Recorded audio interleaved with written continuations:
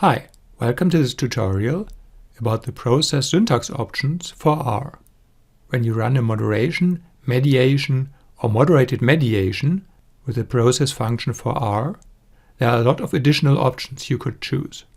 In this video, I'm going to show you the main options you could use to enhance your analyses.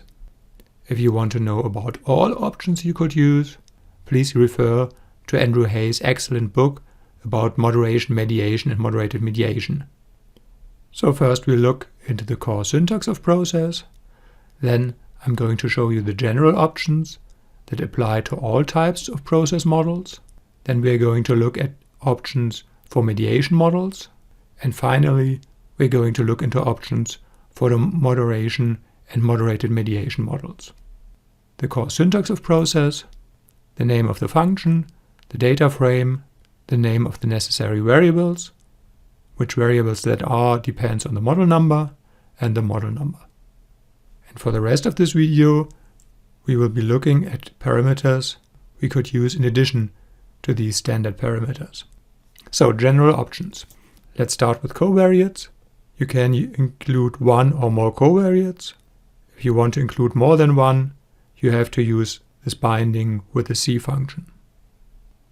You could change the confidence level from its default value of 95, for instance if you use Bonferroni correction.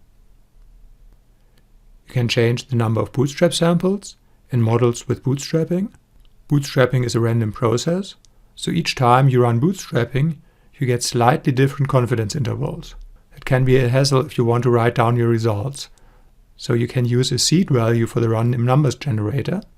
It's just a positive integer number. It doesn't have to be this number here. And then the random process always starts with the same value. So you get the same results if you run your analyses with the same data. Some values are always bootstrapped in process, for instance indirect effects. But if you want to use bootstrapping for all regression models, you can request that with the model BT parameter. Thus you don't need to worry about possible non-normality anymore. The default bootstrap method is percentile bootstrap.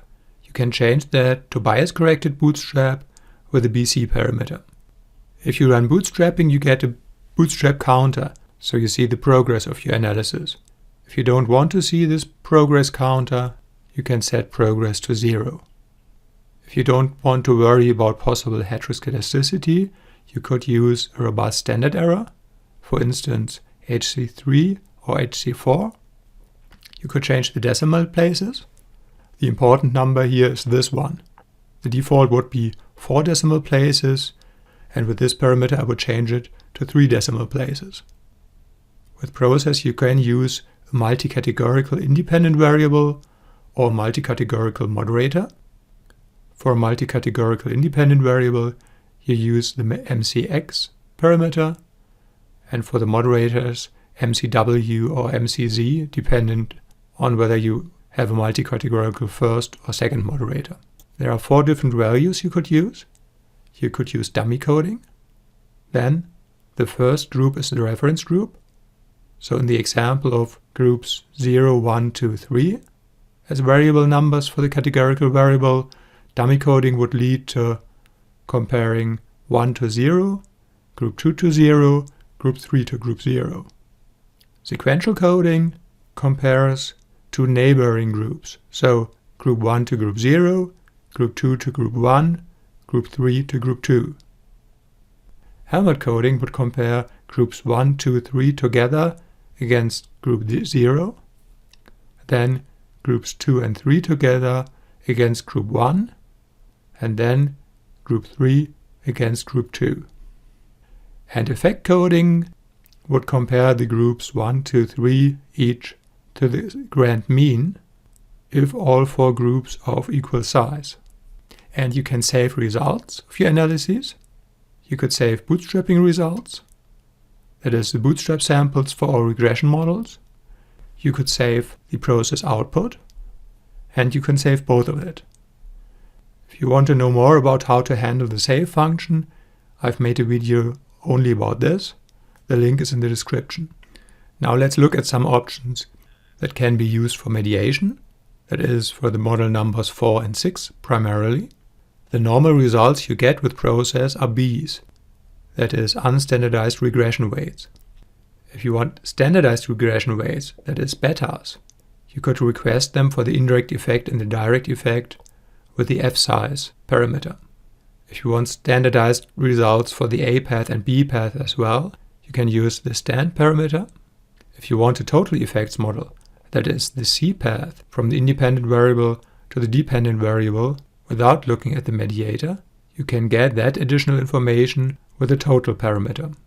In process, the indirect effect is tested by using bootstrapping. If you want in addition to have a Sobel test, that is a test that assumes that the indirect effect is normally distributed, you could request it with a normal parameter.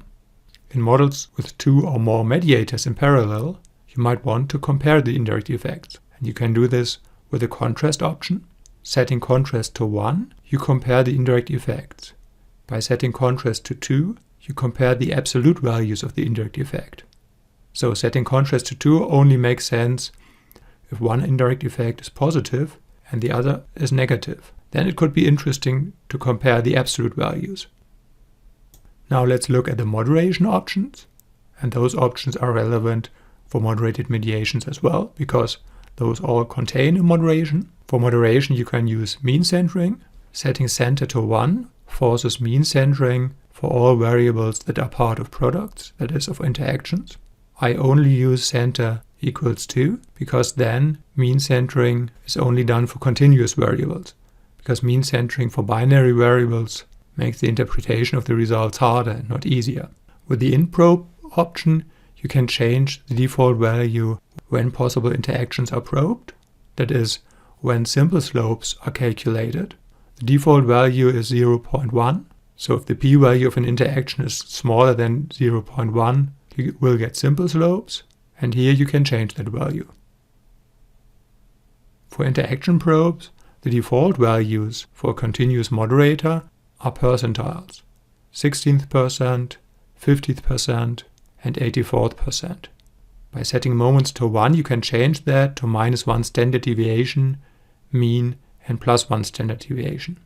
If you want the Johnson-Neyman output, you can request that by setting the JN parameter to 1. And finally, you could request data for plotting interaction with the plot parameter. Unfortunately, compared to process for SPSS, it's not that helpful here because you get data, but you don't get the code for plotting the interaction.